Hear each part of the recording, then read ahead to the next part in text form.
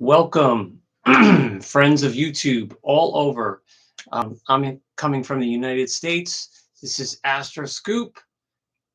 My name is Jeff. Welcome to another live stream.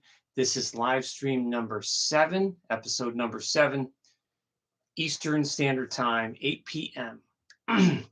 So, right off the bat, I want to just close my eyes and get centered. And let's start really, really slow and chill. I hope all of you are doing well. And I'm feeling really, really tired this weekend. So I'm hoping to get through this hour. So bear with me.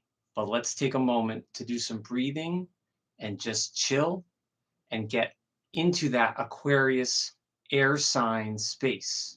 Okay. All right. Close your eyes. Breathe in for 4.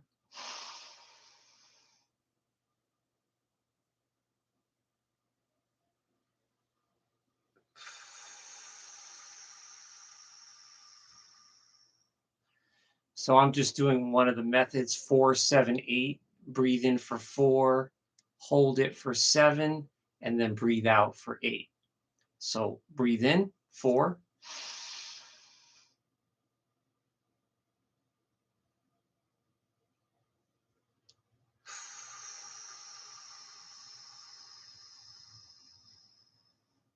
So I'm just counting the 7 and the 8 silently in my mind, obviously.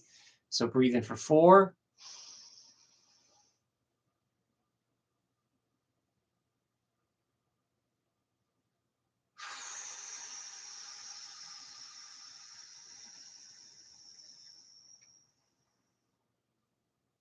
Again.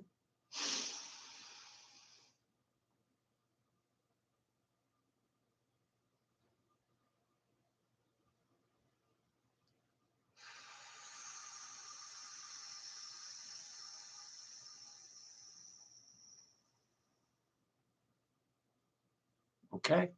Hopefully that feels good and relaxes you whenever you watch this. Will be a replay so that you can watch it anytime. And I might consider changing the time of this live stream. Again, like I said, it's 8 p.m. Eastern Standard Time, but I'm having trouble. There's many people that have wanted to view it live, but because of the time zone differences and also with other countries, I might experiment with the time, either do it earlier on a Saturday or maybe even try it Friday, either lunchtime or maybe Friday evening. So if you have any ideas or comments when you'd like to see a live stream from me, please let me know. So now that we're all loosened up and relaxed, I'm wearing my hoodie here because my studio / office is quite chilly in here. So I don't know why it's so chilly, but very, very chilly. And this is Mountain Warehouse, but that's not a sponsor or anything. It just happens to be what I have. So we are in the last week of Aquarius. And just to let you know, because I know different people are viewing different live streams, so I will be repeating myself a lot. So if you happen to see multiple live streams, I apologize for repeating myself so much. And if I do too much, please let me know in the comments and let me know what you'd want me to talk about, because I'm very open to making this as interactive as possible. So Western astrology up here, that's what I follow. Traditional Western astrology. There's a lot of followers of that. And then there's also some new school people, new school thought of astrology that does not follow that. But whatever system you follow, it has to work for you. And all systems are valid. So I often see arguments on X and Instagram and YouTube about differing views. And I read a book not too long ago that explained in detail the differences between Western astrology and some of the Eastern astrology techniques, as well as sidereal astrology, and how sidereal technically is more accurate. And it explained in some ways that it is for most people. And it's also explained that the Western tropical astrology is also quite accurate in certain ways at certain times over the decades in terms of how it was used and practiced. So whatever system you use it, be authentic with it, and it has to work. And if you arrive at answers to help people, does it really matter what you're using? If it's positive, it probably doesn't matter. So I don't know why people get so crazy belligerent with the systems. I think people need to chill out a little bit. But anyways, so that's what I use is Western tropical astrology. I always have. I have dabbled in some of the other branches of astrology, and I have used them. And while I find other branches helpful and some techniques helpful, I always come back to Western for whatever reasons. I love it. So Aquarius 3, we're in the Aquarius 3 decan. So this is the last decanate or week or 10-degree period of Aquarius, and it's ruled by Venus. So the Aquarius 3 decan is a Venus-ruled decanate, which means it colors you Aquarian people born this week in a Libran sort of way. So it gives you a little touch of Libra charm, which is amazing. And today's the 10th, and in approximately 9 days, we will enter the sign of Pisces, which is a water sign. So we're going from Aquarius, and then we're going to enter the very last sign of the zodiac, the 12th sign, which is Pisces. So I can't wait for that because there's so much to talk about Pisces. Pisces is an amazing, complex, layered sign. But we're in the last decanate of Aquarius, and I want to talk about that a little bit. I dropped a video this weekend talking about Aquarius 3s, and I picked a February 8th birthday.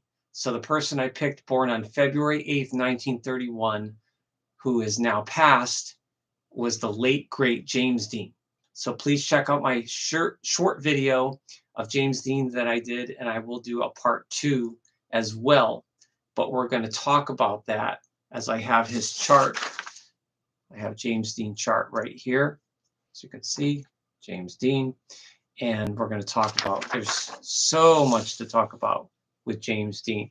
But I figured I would take the majority of this podcast or live stream to talk about James Dean because I just did a video and his birthday was 2 days ago.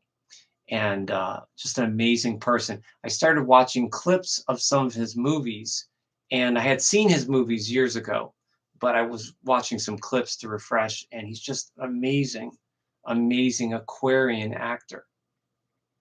So Aquarius 3 decan is, in some books, the week of acceptance. Now, what does that mean? Well, Aquarians born this week tend to want to be accepted for who they are in a stronger way than the first decanate of Aquarius, which is true Aquarius, or last week's that I talked about, which was Mercury. So Aquarius people born this week are more likely to be social and more likely to engage in more interpersonal or even one-on-one relationships, maybe. And it's kind of, the acceptance kind of leans into the Venus influence, the Libra influence, and wanting to be accepted and admired, but also because it's coming up on the Pisces Aquarius cusp next week. So in about a week, we're going to start the Aquarius Pisces cusp.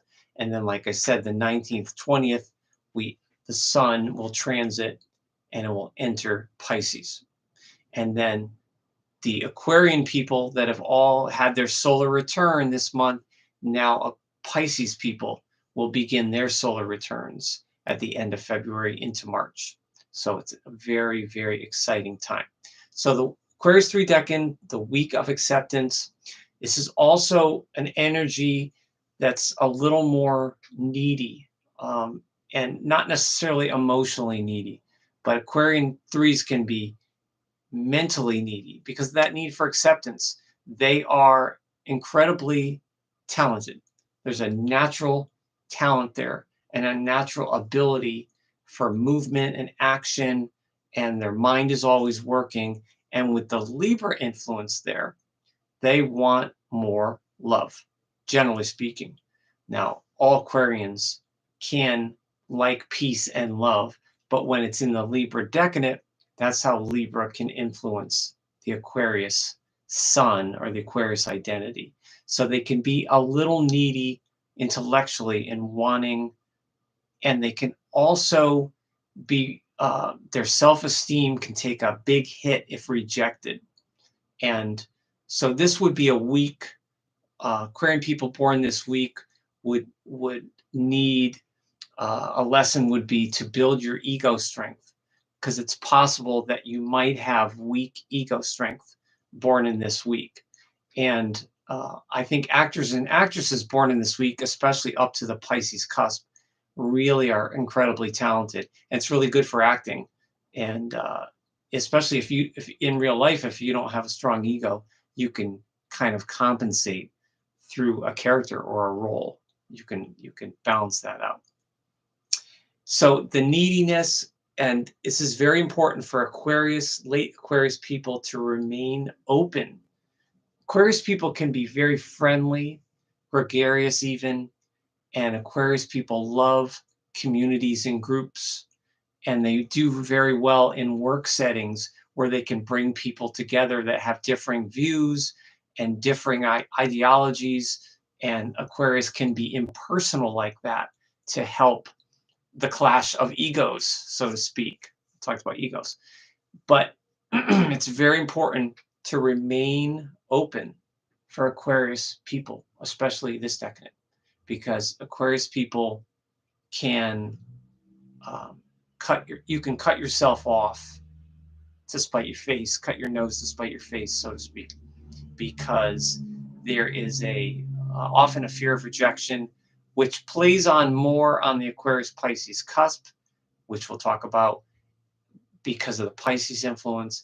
But there can be a possible fear of rejection because Aquarius can be so interested in knowing someone and can be so interested in a relationship and yet want to remain aloof and detached from it. So very interested and yet aloof and needing that space, like I talked about last week. So there's a contrasting needs there. The neediness for acceptance, but also a need for independence and to be who you are and to be unique. You know, I keep using the word unique, but that is Aquarius. Aquarius is absolutely unique. And the Aquarius sun sign, which is what we're talking about, the Aquarius sun sign naturally does not have strong ego strength because it's not necessarily well placed in the sun. The sun in Leo, which is the opposite, is well placed and natural because Leo's ruler is the sun. So there's the polarity there. So Leo 3, a Leo 3 person born to the middle to late August would be a Leo 3, and that is your opposite for the polarity. So Leo and Aquarius are opposite, and Leo 3, which is a very leadership sort of Leo, leadership, and its decanate is Mars. So Leos are ruled by the sun, but the decan is Mars. So it's interesting that the Aquarius 3 decan is Venus, Venus decanate, subruler, and the Leo 3 is the sun with the subruler of Mars. So there's your Venus and Mars, there's your opposites, which is quite amazing. So let's see if we have anyone here yet. I don't think we do. If we have anyone, please let yourself be known. I don't see anyone yet.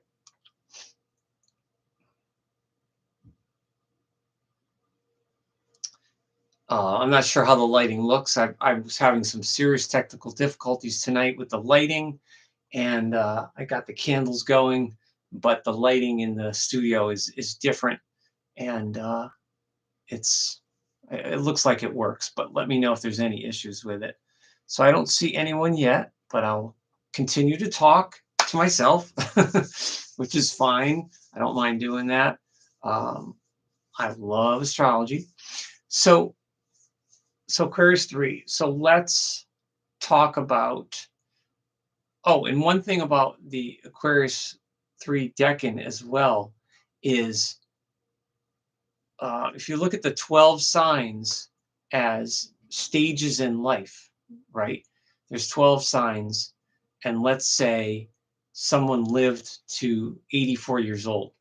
Well, that would be 7 stages, 12 signs, and that would be 12 times 7 is 84, so it's be an average. So if you build up what it's like to be uh, in elementary school, what you're like when you're in high school, then what you're like getting out of college, then what you're like in your late 20s, early 30s, and so on and so forth, you can get an idea of the Aquarius 3 decan as having a certain amount of intellectual maturity or wisdom because it's the very last period of the 11th sign of groups.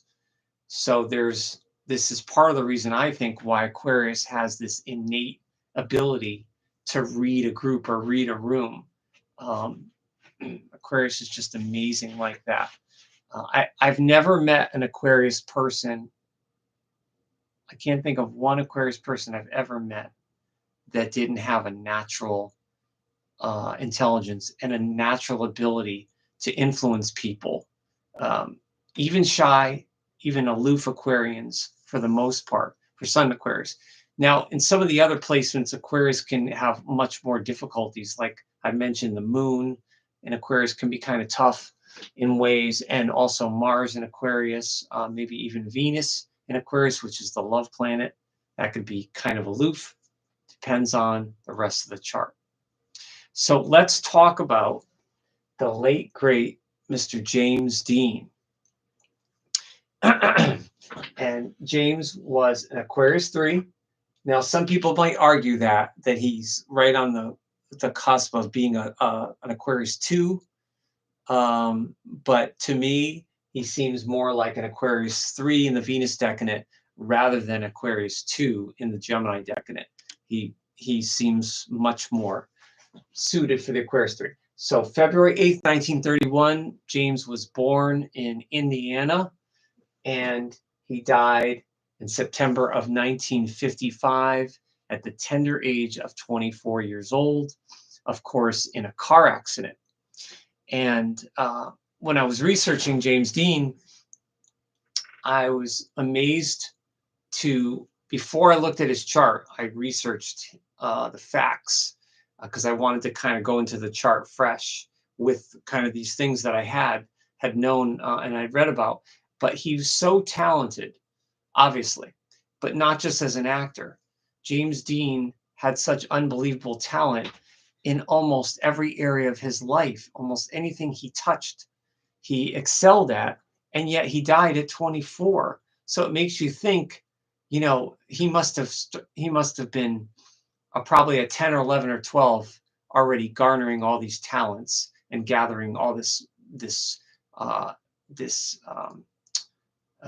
wisdom, and that could come from a past life. But again, he's the 11th sign of groups, and if you think of the initiation of Aquarius, that if you think that possibly an Aquarius person was every other sign in another life, reincarnation, if you believe in that, then once you get to Aquarius, it's pretty amazing to think of the group consciousness and group knowledge that an Aquarius born this week would have. So obviously he had that. And when I was reading the amount of talents that he had, it was off the chart. So February 8th, 1931, we're going to talk about his planets. And one thing I noticed when I was researching, he only did 3 movies. So in the span of about a year and a half, he did his 3 epic movies. He did a lot of, I think he did TV spots and he did theater. So he did dozens of theater roles and he did small, short TV spots. But as far as epic motion pictures, I think he just did those three, which were Rebel Without a Cause, 1955, East of Eden, and Giant. So those were his three main. Probably most well known for Rebel Without a Cause, obviously. Playing Jim Stark, and then in East of Eden, he was Cal Trask and Jet Rink in Giant, who's a rancher. So I'm gonna go back and watch all these movies. I haven't watched the full length versions in a long time, so I'm definitely gonna watch them, and I'll probably do another follow up profile on him and maybe talk more about when we get to the chart. There's so much to talk about, but he was an incredibly talented person from a very young age, and his family had a lot of troubles, which seems to be so common in Hollywood actors and actresses that are well known and remembered and revered. But his mother, he was very, very close to his mother, and the moon sign in the natal birth chart indicates your emotional nature, and it indicates your habits and your personality, but it can also indicate an attachment or non-attachment to usually your mother or someone that raised you, or a mother type figure. So he had to, on some level, be aware of creating chaos. And what do I mean by that? Well, the late Aquarius energy is a fleshed out Aquarius. So it's not raw energy, and it's not on the Pisces cusp yet. So it's been Aquarius for a while. And I would imagine with James Dean troubled childhood, his mother died. He was very close to his mother, and she died at age 9. And she was only, I think, 29 years old. So imagine that. So he had a young mom, she dies at 9, and then he's basically raised by his aunt and uncle. So his father had some involvement, but he was raised by other family members mostly. But that was tragic for him because he was so close to her, and he was an only child. So his bond with his mother was very, I think, possessive and intense.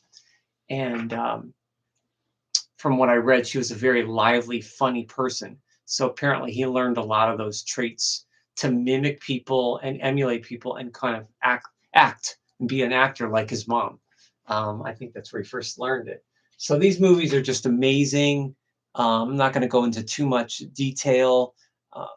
A lot of you have probably seen them. For anyone that's younger viewers, any younger viewers that haven't seen these movies, they're amazing, especially Rebel Without a Cause. And he has the classic red jacket and the collar, and of course he's smoking, and it's so typical of that time, but really, really amazing. And it really showcases his Aquarius, rebellious, intelligent, but also sensitive energy, and very sensitive intellectually with his words and the way he talks and his mumbling. He was an amazing method actor. So some actors that were interviewed and asked about how it was to work with James Dean said that they didn't know the line where the actor ended and the real person began, or vice versa.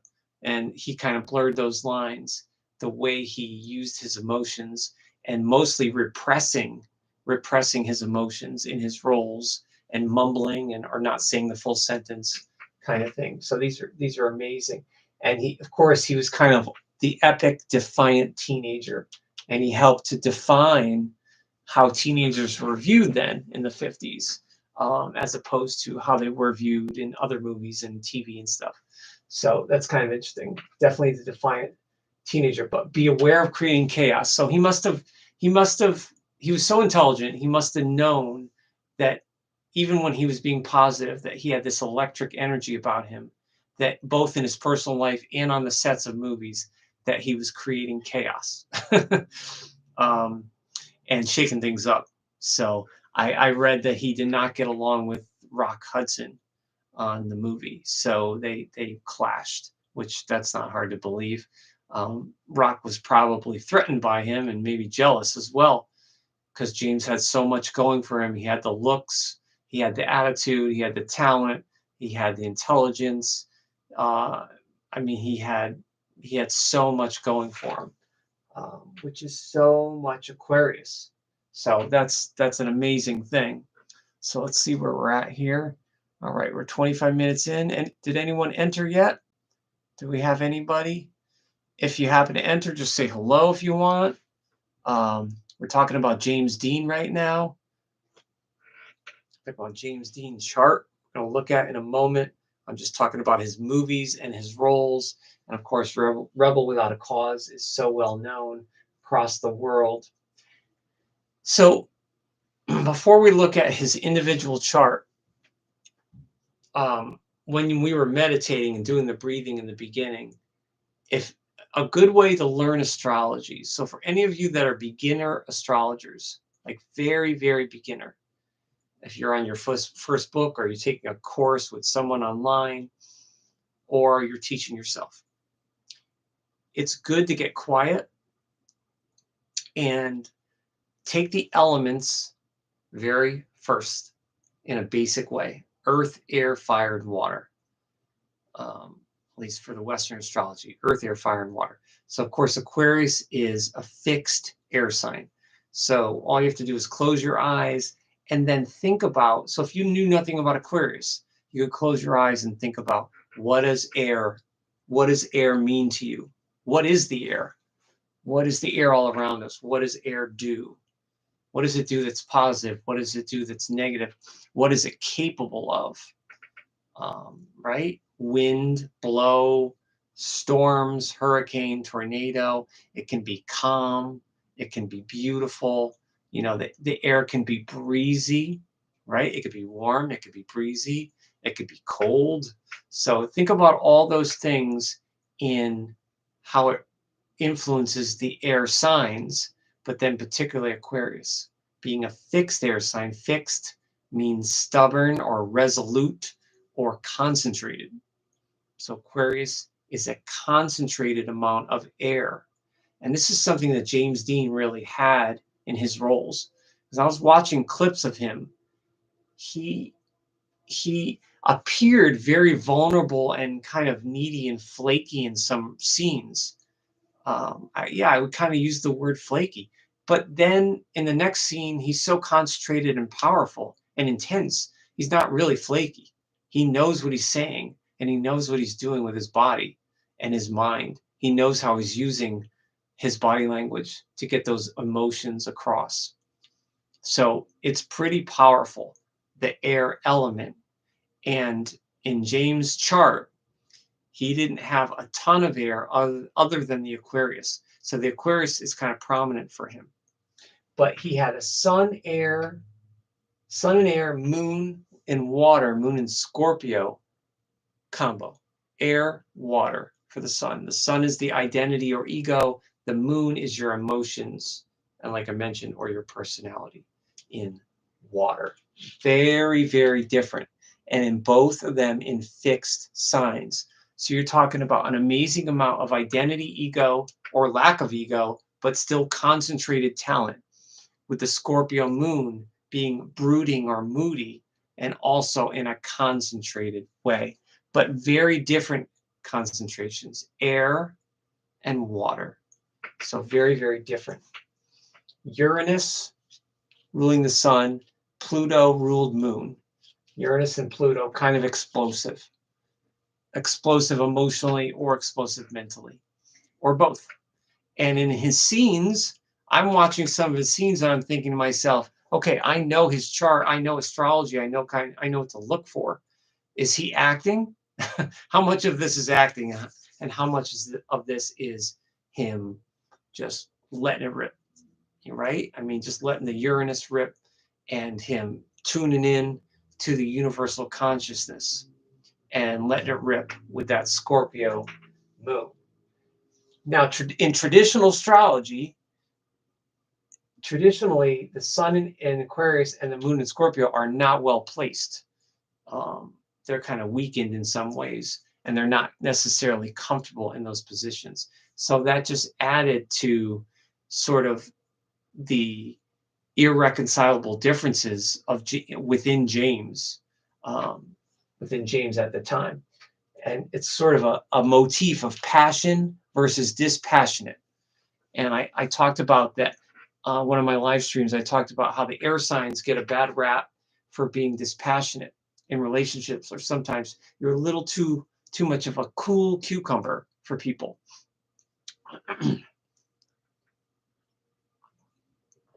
Cat dad.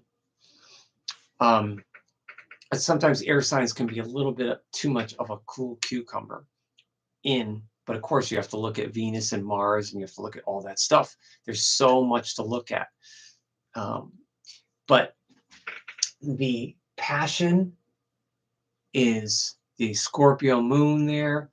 Any Scorpio planet, no matter how muted it is, or no matter how shy it is always going to be embracing some sort of passion, even if it's really quiet and underneath the surface. And in some of James Dean's scenes, of course, he's boiling over, but in a lot of scenes, it's like this boil of emotions, this, boiling point underneath this kind of cool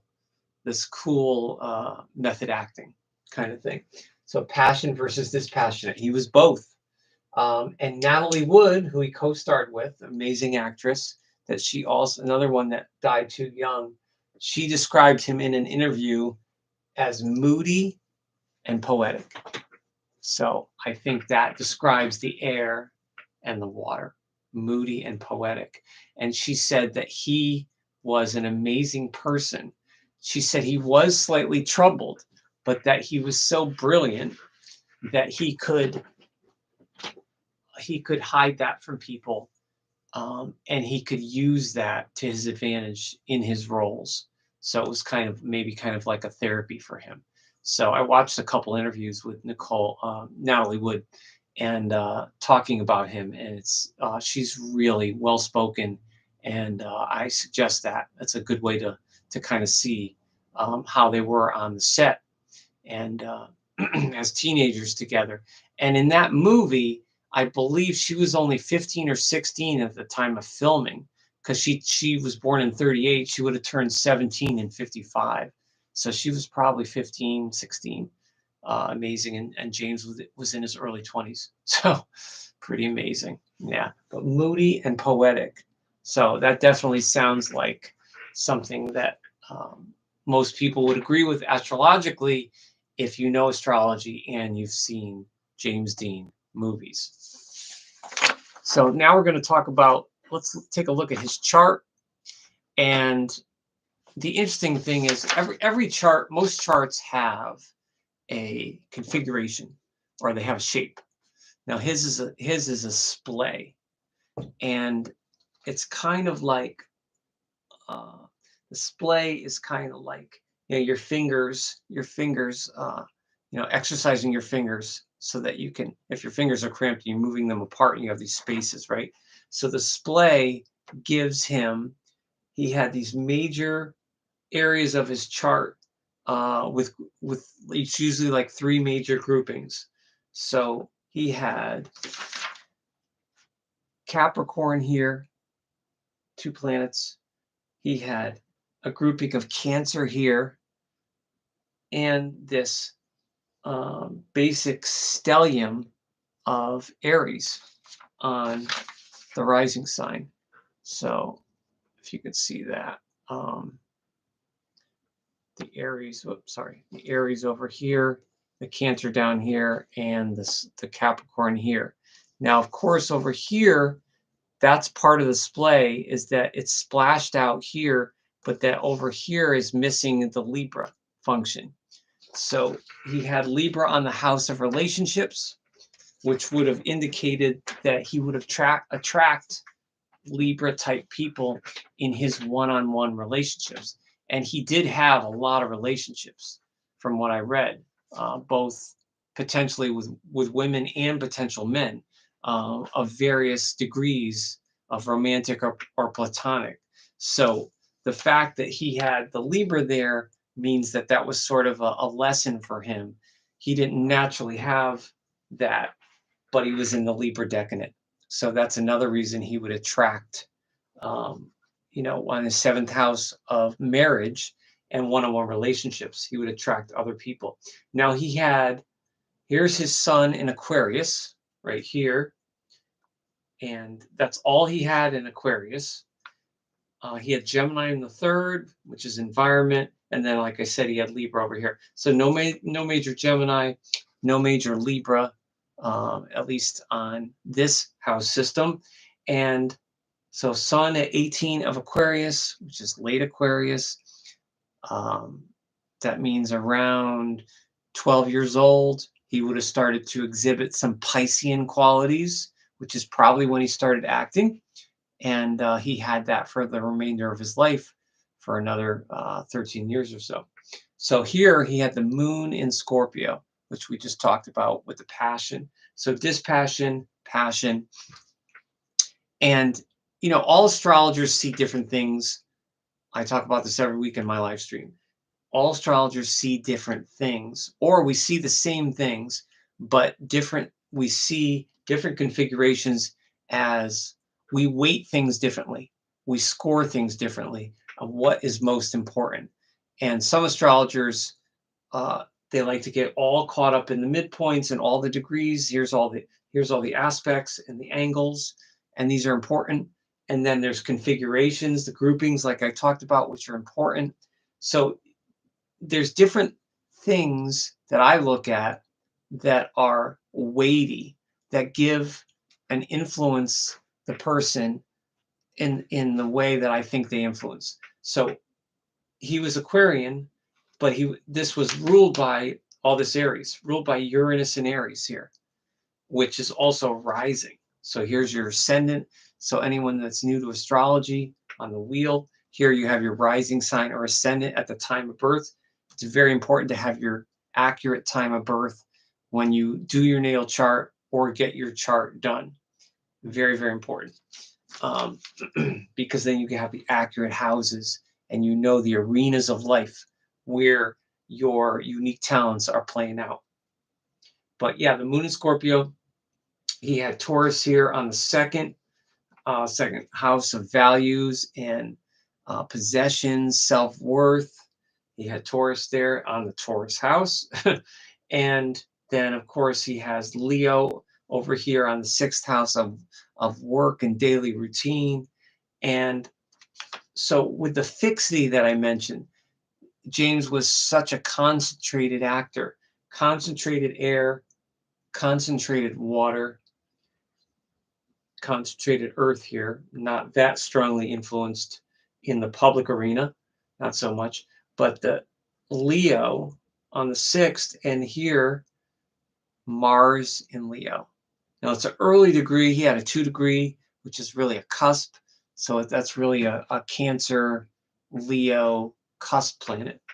Not a true one, but he had this Leo here, and the Mars in Leo, obviously very dramatic.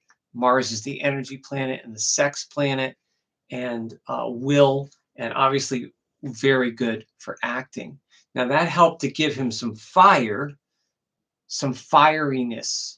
Is that a word? Some fire quality in his roles that maybe the aloof Aquarius or the mental Aquarius couldn't convey, or the moon in Scorpio didn't want to convey or didn't want to show. The Mars and Leo can show it. And anyone with, if you know anyone with Mars and Leo, they're almost always, there's a performer in every Mars and Leo to some point. Acting, music, entertainment, but just performing in front of a crowd. Most Mars and Leo, but his was retrograde, so it was pulled back a little bit and held back, so to speak, retrograde. So those are the fixed points in his chart, which is, to me, really, really interesting. But there's so much to talk about here. Let's see. I circled Pisces here. This is a little Pisces glyph, and Virgo. So he had Pisces and Virgo, what's called intercepted in the chart. So it didn't lie on a house. It doesn't occupy a house cusp, but it's inside or intercepted the 12th house of secrets, Pisces there on its own house, and Virgo intercepted in its own house in the 6th, which is kind of interesting. So it's kind of hidden Pisces and Virgo qualities there, but not necessarily easily expressed for James. But James had the node in Aries, which is his fate and his destiny. I mean, there's some childhood wounds here, or even a past life wound. I mean, with all this Aries here, as a kind of a touchy ego, because the Aquarius didn't have much of an ego in and of itself, but ruled by Uranus and Aries, the node in Aries conjunct, and then the Aries rising gives him more fire. So the Mars and Leo, and then that gave him more fire to express, which is amazing. Now, the water, he also had Jupiter in Cancer, and he had his power planet Pluto in Cancer. So his moon in Scorpio was ruled by Pluto in Cancer, which just intensified the emotionality of the Scorpio moon, which is pretty amazing. I mean, and you can see that.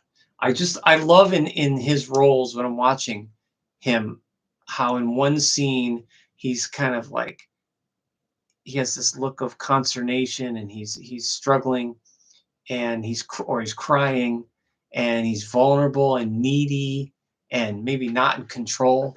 And then the next scene, he's pulled back a bit. He's more detached. Mentally, he's sharp, and he knows what he's talking about. It's just amazing, just amazing. And I think I'm not an expert on film from that period, but obviously it was way before my time.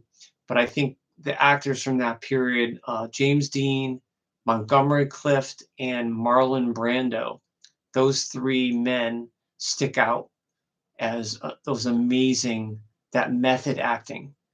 And so many different famous people have cited James Dean as an influence and wanting them to get into acting. Includes, I think it was Robert De Niro, Leonardo DiCaprio, Nicolas Cage. There's a whole host of others. Oh, Johnny Depp. So many actors and actresses that grew up watching old films got the acting bug, and James Dean, along with Marlon Brando and probably Montgomery Clift, maybe Rock Hudson and Humphrey Bogart, were very influential on the acting scene and pop culture in general. So maybe you could look at James Dean was kind of the Elvis Presley of acting in a way, or maybe some people would say it was Marlon Brando. And then, of course, later on, you got people like Gene Hackman and Robert De Niro and Al Pacino, Jack Nicholson, and then a whole host of amazing female actresses as well that may have been influenced by him in some way or another. But that's just part of his chart, and we'll go over this later on in another segment. Maybe we'll do it next week, because he has some very interesting very, very interesting aspects as well. But I highly recommend you watch some James Dean movies. That's your homework. If you see this, it's your homework from Astroscoop for Aquarius, and specifically for Aquarius 3 decan, to help you understand how an Aquarius 3 person uses their energy. And if you watch James, it's pretty amazing. But definitely keep in mind that the rising sign, the ascendant, is the mask. So most astrologers agree that a rising sign is kind of your outer personality and your outer mask to the world, which can often be different than your sun sign, which is your ego. And you have to kind of blend those together. So he had the Aquarius, and then the Scorpio, and then the Aries rising. So quite an amazing dynamic, vital combo there. Just amazing. So I highly recommend that. So let's see where we're at right now. Let's see. Okay, I don't see anybody. I guess I don't know. I don't see anyone. I guess it's a ghost town tonight. It's an empty room. That's okay. So I'm just looking at. I know I can't show it to you on my computer. If you happen to watch this for February 10th, 2024 for 8 p.m. Eastern Standard Time, take a look at the astrology wheel or put it into Astro Charts or something, and you can take a look at the wheel. But right now, of course, we're at 21 of Aquarius. So like I said, we have about 9 degrees to go until we get into Pisces. Mercury, which is communication, is direct in Aquarius. It's direct, which is good. This is a really good time to get things done. I'm sorry, not Venus. Pluto, as we know, has entered Aquarius, and that's at 0 still. And that's going to take a long, long time. I've been talking about this every week, and I'll probably mention it every week for months to come. Pluto's in Aquarius, and the last time it changed was 243 years ago. So it's going to take another 240 to 248 years again to go from Aquarius to Pisces and then go through the entire zodiac and go back to Aquarius. So none of us will be alive then. But think of how many generations of our kids and grandkids, the generations after that will be alive to see that in another 240 years. That's going to be pretty amazing. So Pluto's in Aquarius for the next 20 years. So get ready for the Pluto Aquarius ride. Mars is in a late degree of Capricorn right now. It's at 28. So Mars will be entering Aquarius very soon. That'll change the serious energy landscape into a more flighty kind of landscape. Also innovative, though. Good time for innovation. Good time to reinvent yourself and to get mental and get creative in an air sign sort of way. Technology is going to be big. So Mars and Aquarius coming. Venus is in late Capricorn. That will also go into Aquarius. Venus in Capricorn is a pretty serious placement for the planet of love. Excuse me.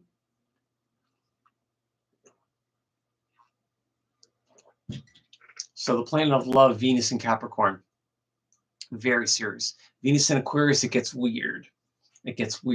And Venus in Aquarius could be something like, if a woman has that, she might be very masculine in love and not very soft. Or if a man has it, he might be more effeminate or soft and kind of go the opposite and not be as masculine or direct with his energy in love. So the Venus in Aquarius it's just creates an odd sort of love nature and odd preferences for certain things. But it's also a very honest placement for Venus, very good placement for honesty and truth. And then, so we're looking at, so we have the water signs, no major Cancer, no major Scorpio. We have the moon in Pisces tonight, which is probably why I'm so sleepy and tired. Boy, I'm like ready to go to bed right now. I'm so sleepy. I see a lot of astrologers that will often mention on social media that they're tired and sleepy and dreamy when the moon's in Pisces. And that's sort of the vibe for the Pisces moon. It's conjunct exactly to Saturn right now. That's heavy. That's heavy and a little melancholy. But it gives some direction for the creativity if you're feeling creative this weekend with the Pisces moon. Creating music, doing any kind of audio, video things, or anything behind the scenes. It's definitely a good time to do that. And of course, good old Neptune, the planet of illusion and deception, is also continues to be in a late degree It's 26 degrees of Pisces. And the node, we have the node retrograde in Aries. For any of you that have Aries planets, 16, 17, 18, 19, 20 degrees, that node is conjuncting your Aries planet. So be aware that that could trigger certain emotions. And because it's Aries, it could trigger certain things with your ego that you might feel defensive about. And it's important to let that go. Definitely important to let that go. Let those things go. So that's for Arians, for Aries planets that are in the middle to right around 20. Then we have, of course, the Jupiter is still in Taurus. Jupiter is our abundance in the fixed Earth sign of Taurus, and Uranus is in Taurus. So, of course, the Aquarius energy we have right now in the sky is all ruled by Uranus in Taurus, which is shaking things up. And shaking things up through value systems, money systems. Taurus is quite different than Aquarius. And it's probably going to be lasting. A lot of these changes will be lasting because Pluto is in a fixed sign, Uranus is in a fixed sign, Jupiter's in a fixed sign. I mean, we have Saturn and Neptune in Pisces, which is mutable. But we have all this fixity, all this fixed energy going on. So if a baby was born tonight at 8 p.m., he or she would have all this amazing Aquarius energy, would have the Sun, Mercury, and Pluto all in Aquarius, would have this major Capricorn, would have this major Pisces. So the Earth, air, and what a baby born tonight would not have much of, if anything, would be lacking fire. We're not seeing a lot of strong fire right now in the cosmic sky. So for all you fire signs, Leo, Sagittarius, and Aries, I mentioned the node that's in Aries, but the rest of the sky, there's no prominent fire. So there's a lot of, so for Sagittarius and Leos, you're not getting any conjunctions anytime soon to any of your planets. However, you will have dynamics with the other signs. So like Leos, you are opposing, your planets are getting opposed with all this Aquarius energy. And Sag, you're not getting opposed because there's no major Gemini. So the Sag is kind of laying low. Libra kind of laying low. Gemini, Cancer, so to speak. So that's an interesting way to look at the chart that we have, the cosmic sky for today, which is February 10th, 2024. So let's see.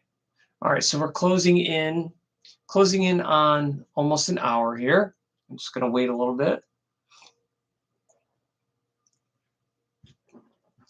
I don't see anybody. I know there were at least going to be there was 2 or 3 people that told me they were going to attend, and possibly they had the wrong time, or maybe they had the wrong day. I don't know. It's kind of odd. Let's see, anyone?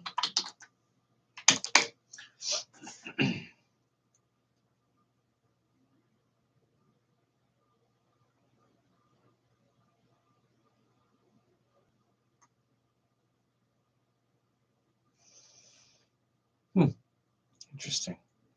Okay. All right. So as I mentioned, tonight's moon in Pisces is conjunct Saturn. That's very heavy, but it's sextile, which is the friendship to Jupiter. And let's see, I guess that's about it for major. There's no Scorpio planets for trine and no Cancer. So let's quit that. All right, well, I hope people see this at some point in the future. Otherwise, this is just a ghost live stream podcast of me talking and losing my voice here. But to close it out, let's just close our eyes again, just like we did in the beginning. And do that 4-7-8. Take a breath.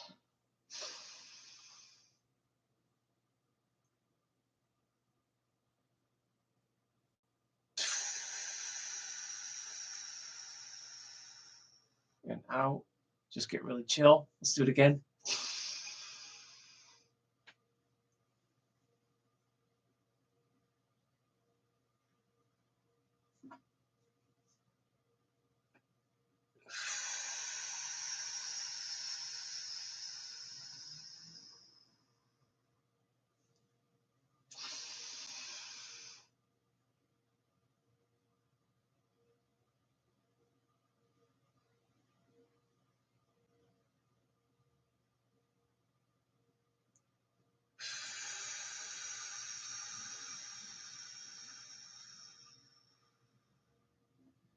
And if you do that, it might seem corny, but it's always good to just close your eyes and remember, no matter how stressed you are, if you're going through something or your health is affected, always remember to just close your eyes and breathe, right?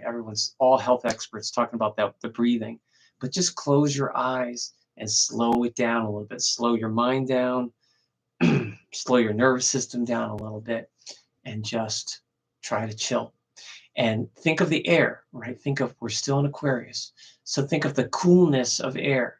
If you're feeling hot or overloaded, Aquarius can cool you. Aquarius is not an ego sign. So if you're feeling ego, Aquarius can cool that. And Aquarius is group. So it's group love, group peace. That's definitely Aquarius, especially in the Libra decanate.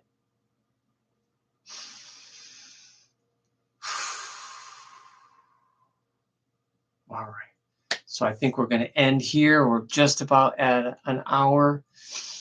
I'm feeling nice and relaxed now with the breathing. Don't forget to breathe. And I just want to remind you that my live streams are every Saturday, 8 p.m. Eastern Standard Time, right here on YouTube. The YouTube channel is at Astroscoop3801. Also, follow me on Twitter, which is Astro_Scoop. Astro_, not dash. Astro_Scoop. And then on Instagram, I'm Astroscoop7. So Astroscoop on Instagram, X or Twitter, and also YouTube. So I truly appreciate if any of you watch this in the future. No one's watching right now, but that doesn't matter because this is for the future. So if anyone watches it, thank you so much. Please comment. February 10th, 2024, talking about Aquarius 3 and James Dean. Rest in peace. And don't forget, I have a James Dean video that came out this weekend, and I will have a part 2 on James Dean coming out very soon. Until the next time, stay safe and be yourself. Have a good night.